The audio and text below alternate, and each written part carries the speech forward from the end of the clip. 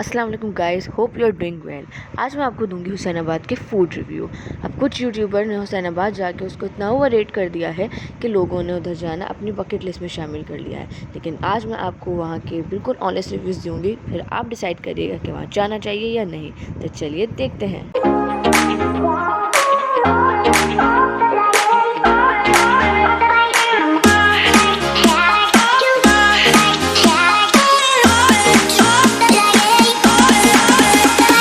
तो पहले हम गए मैक्सिको पिज़्ज़ा। अभी मैक्सिको पिज़्ज़ा हुसैनाबाद के बिल्कुल एंड में है। मेन हुसैनाबाद से आप स्टार्ट करेंगे तो बिल्कुल एंड में अपोजिट तब्बा हॉस्पिटल ये आपको पड़ेगा। हुसैनाबाद पे गाइस इतना रश था कि पूरे हुसैनाबाद पे मुझे कहीं भी पार्किंग में नहीं मिली। तो आई वुड सजेस्ट फैमिली के साथ जाने वाली जगह तो बिल्कुल भी नहीं है उधर। एक तो इतना रश था और पब्लिक भी इस तरह की थी, मतलब बॉयज़ वगैरह इस तरह से जा सकते हैं लेकिन फैमिली के साथ जाने वाली जगह नहीं है। आई वुड अगेन से इट।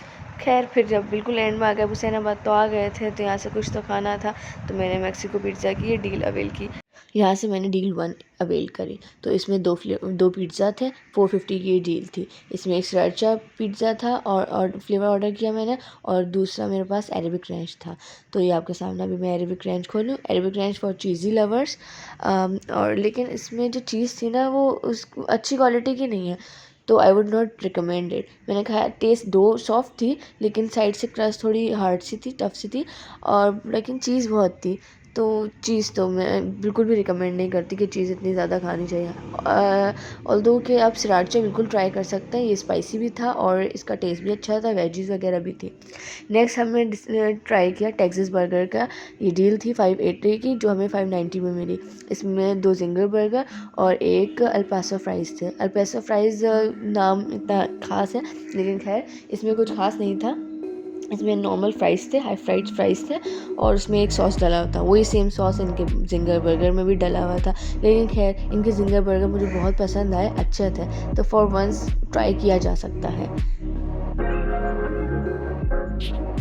तो हुसैनाबाद की सर्विस से मैं काफ़ी डिसहार्ट हो चुकी थी, क्योंकि इधर एक तो सेल्फ़ सर्विस है और एक तो रश इतना कि आपकी बारी आने में आपको 15-20 मिनट लग जाए, और फिर उसके बाद सिटिंग भी नहीं है, खड़े होकर खाना है, और वहाँ पे लोग भी इस तरह से खड़े हुए हैं, तो खैर बिल्कुल अच्छा नहीं लगता। खैर जब मैं वापस आ रही थी तो ये मोस्ट फेमस कॉर्न डॉग मुझे मिल गया, तो मैंने बोला अब क्योंकि मैं आ गई हूँ तो क्यों ना अब इसको भी ट्राई कर लिया ही जाए। तो इसका नाम था चीज़ेस कॉर्न डॉग। ये आपको अपोजिट थाली लैंड पड़ेगा।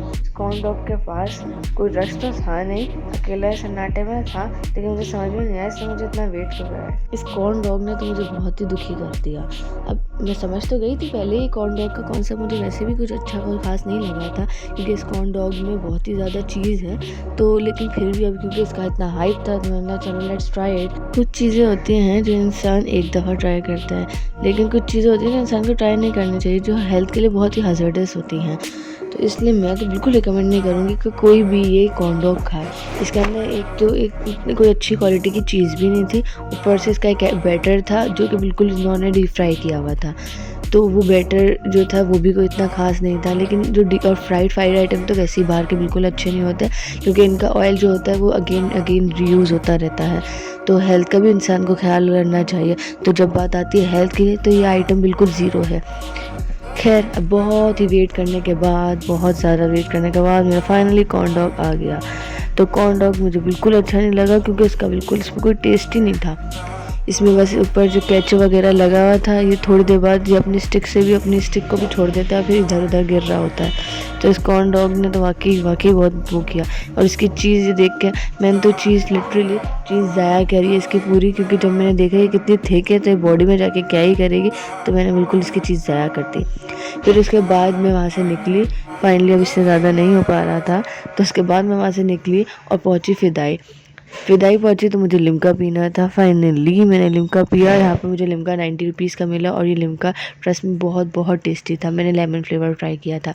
इसके बाद हम आगाखान के करीब पहुँचे। आगाखान के बाहर एक कोकोनट वाला खड़ा हुआ था, तो 200 का एक कोकोनट मिला। तो एक कोकोनट का पहले इसने पानी दिया, अच्छा खासा क्वान्टिटी, 1 गिलास का पानी आ गया था, और इसमें उसके बाद इसने उसकी मलाई निकाल के दी। ये थे मेरे रिव्यूज़। अब अगर आप जाए और आपको कैसे लगा तो आप मुझे ज़रूर कमेंट करके बताइएगा। Thank you. अल्लाह हाफ़िज़, टेक केयर।